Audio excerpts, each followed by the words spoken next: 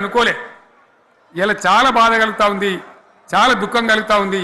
ఇంకా ముందరికి పోవాల్సిన తెలంగాణ ఇలా వెనుకగా అయిపోతున్నా ఉన్నది. మళ్ళా ఎవరు దీనికి కారణం? ఈ దుర్మార్గులు కాదా? నిలబెట్టి ఖచ్చితంగా అడగాల్సిన అవసరం ప్రజలకు లేదా? అడగాలి. ఎందుకోసం? టైం ఇవ్వాలని మేము కూడా టైం ఇచ్చినాం. ఏమంటారు? మీకేసినట్టు మాకేసినరా ఓట్లు, మాకు ఏడాదైనా టైం ఇయ్యరా, ఏడాది అర్థమైన టైం ఇయ్యరా, మీకు కన్నేరురా అని అంటారు. కాబట్టి నేను నోరు తెరవలే, బయటికి రాలే. కృష్ణా జలాల మీద గడబడి జరిగితే ఒక్కసారి అక్కడ నాయకులు తీరకపోతే నల్లగొండలో పోయి ఒక గర్జన చేసి వచ్చినా కానీ నేను ఎక్కడ బయటికి రాలే, మాట్లాడలే. కానీ ఏడాది అర్థం అయిపోయింది, ఇంకేం పాడైంది? పువ్వు పుట్టంగానే పరిమళిస్తుంది అన్నట్టు ప్రభుత్వం కథ తెలియదా? ఇంకేమున్నా వీళ్ళకి టైం ఎక్కడిది? వీళ్ళు ఏం చేస్తారు? చివరి 6 నెలలు అయితే ఎలక్షన్ అయినాయి. వీనికి ఉన్న టైం 2.5 ఏళ్ళు. ఈ 2.5 ఏళ్ళలో వీళ్ళు చేస్తారు, మనం బతికి ముందల పడతామా?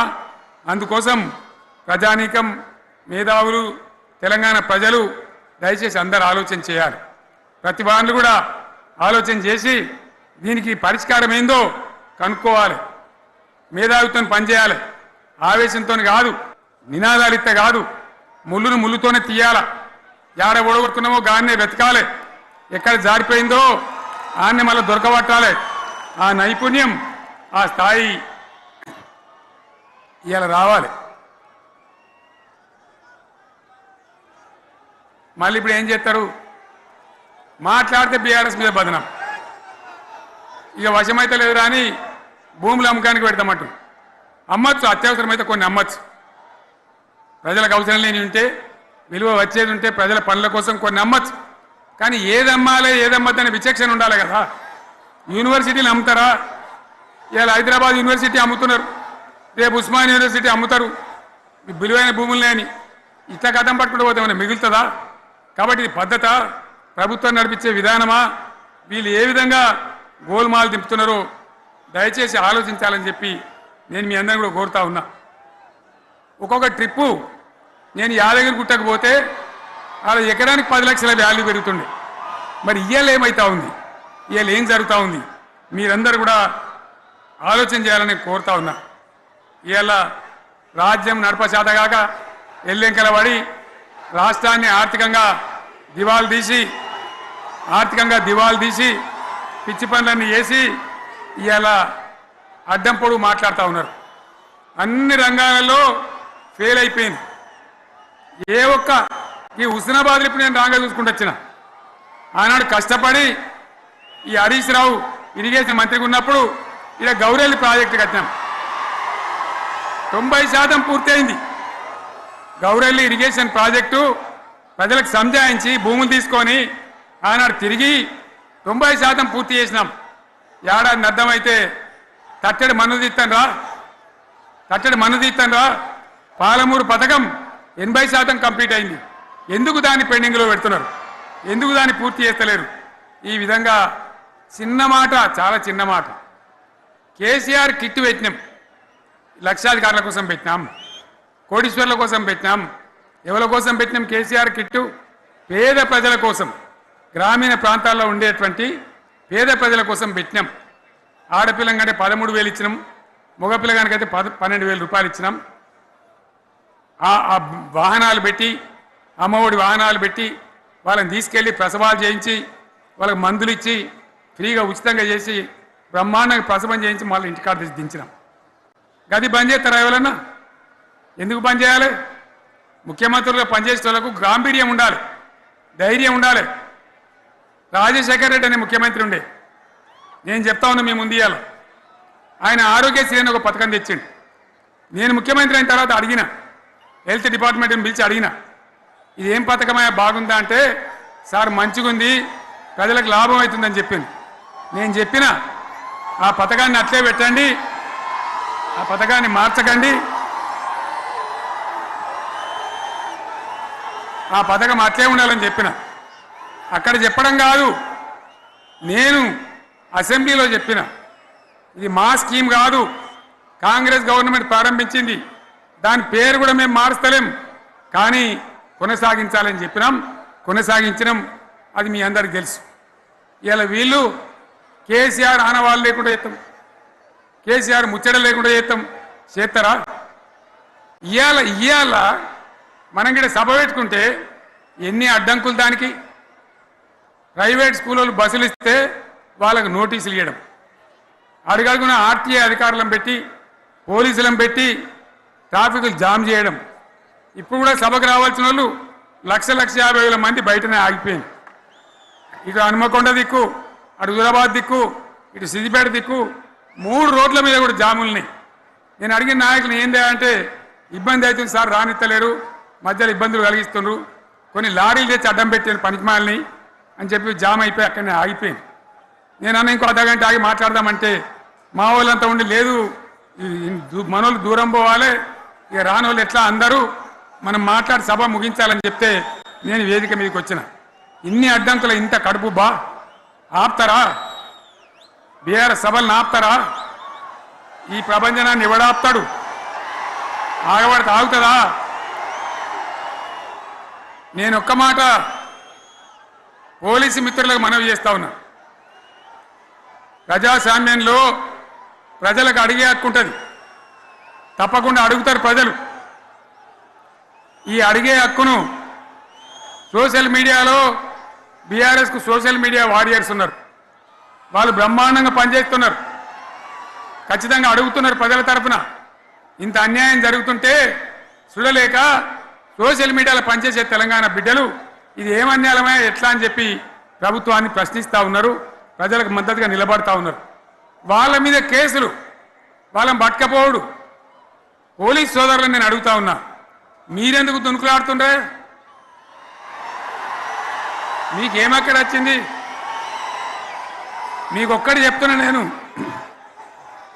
గ్యారంటీగా పోలీసు మిత్రులారా, ఇవాళ పోయి రాత్రి మీ డైరీలలో రాసుకోండి, మీ డైరీలలో రాసి పెట్టుకోండి. 100కు 100% ఇలా తెలంగాణ చెలరేగిన పరిస్థితికి మళ్ళా వచ్చేది బీఆర్ఎస్ గవర్నమెంటే.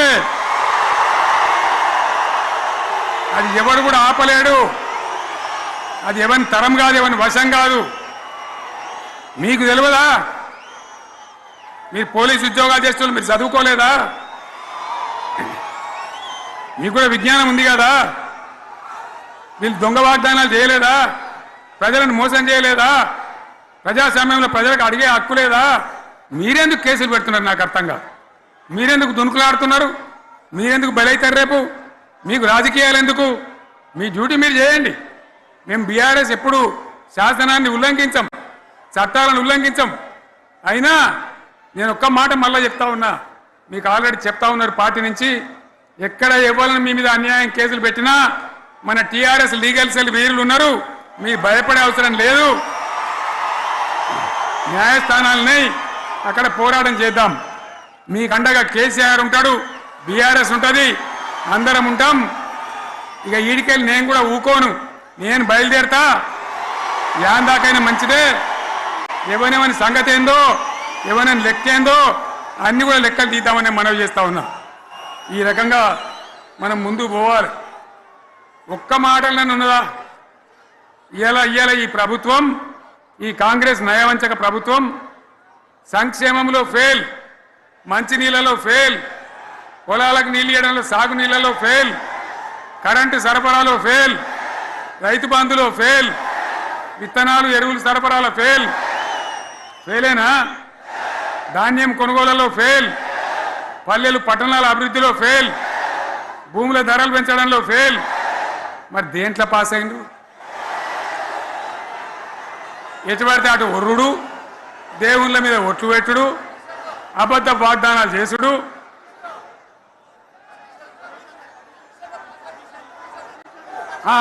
కమిషన్ అట 20-30% కమిషన్లు తీసుకున్నాడు, సంచులు నింపుడు, సంచులు మోసుడు. అంతేనా? కరెక్టేనా ఈ మాట? అన్నా కరెక్టేనా? నేను చెప్పి అన్ని ఫెయిల్ అయిందా ఈ ప్రభుత్వం? నిజమైతే ఒకసారి చేతులు లేవటరు దయచేసి, స్టేజ్ మీద లేవటరా? ఫెయిలేనా? ఈ మాట 20% 30% కమిషన్లని నేను అంటలేను. ఎవరన్నారు? స్వయంగా ఆర్థిక మంత్రి ఛాంబర్కు పోయి 200 మంది కాంట్రాక్టర్లు వాళ్ళు లొల్లిపెట్టి మమ్మల్ని 20-30% కమిషన్ అడుగుతుండ్రు, ఇది ఏమన్యాయం అని చెప్పి సెక్రటేరియట్ చెప్పిన మాట నేను చెప్తా ఉన్నా. ఈ విధంగా మాజీ సర్పంచులు పాపం వాళ్ళు పనిచేసిన మా బిల్లులు ఇవ్వమనంటే వాళ్ళ గోస ఉంచుకుంటా ఉన్నారు. వాళ్ళేం పాపం చేసిండ్రు? ఈ విధంగా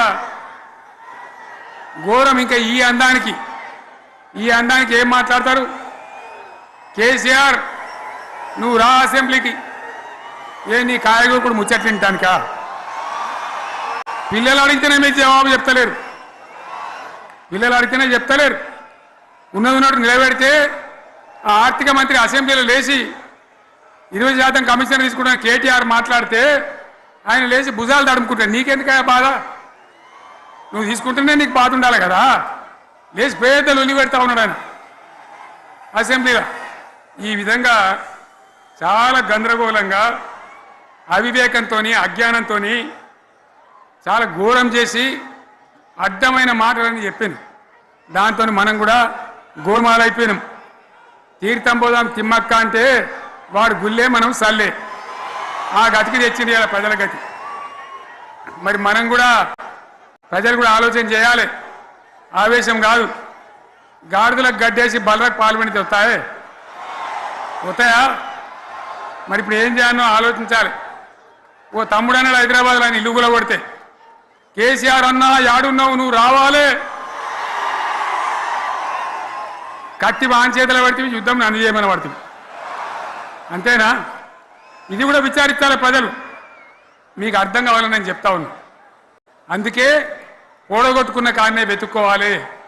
మీ వెంట బీఆర్ఎస్ ఉంటుంది, మీ వెంట కేసీఆర్ ఉంటాడు.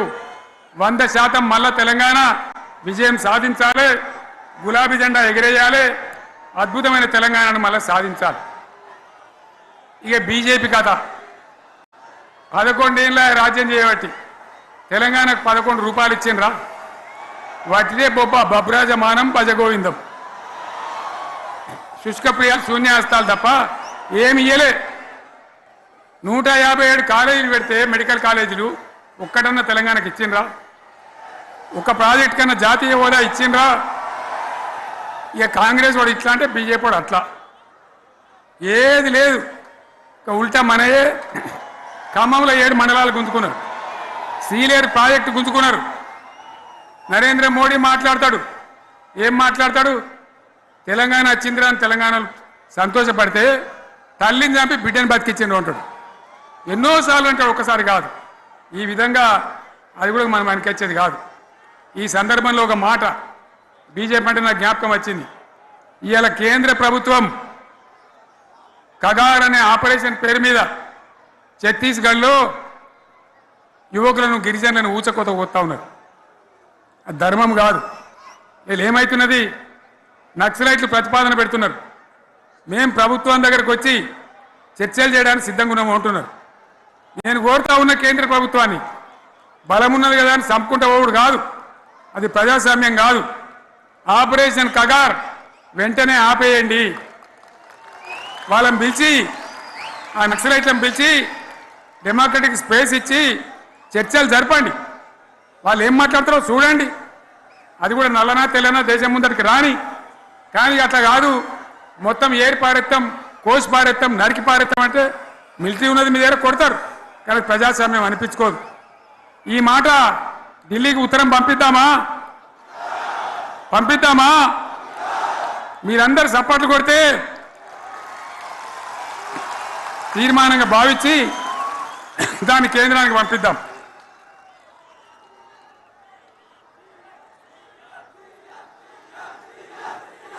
ఇక్కడ 30 ఈ సందర్భంలో ఈ రజతోత్సవ వేళ నేను మీ అందరికీ, ఇక్కడ ఉన్న వాళ్ళకు, సభలో లేని వాళ్లకు, టీవీలో నా మాటలు వినే వాళ్లకు, యావత్తు తెలంగాణ సమాజానికి బీఆర్ఎస్ గులాబీ జెండా రజతోత్సవ శుభాకాంక్షలు మరొకసారి తెలియజేస్తూ, మీరందరూ కూడా ధైర్యంగా ఉండండి. మళ్ళా బీఆర్ఎస్ తెచ్చుకుందాం, బ్రహ్మాండమైన పరిపాలన అందించుకుందాం. వీళ్ళు జరగొట్టేటివన్నీ మళ్ళీ మంచిగా చేసుకుందాం, బ్రహ్మాండంగా ముందుకు పోదాం, పురోగమించుదాం.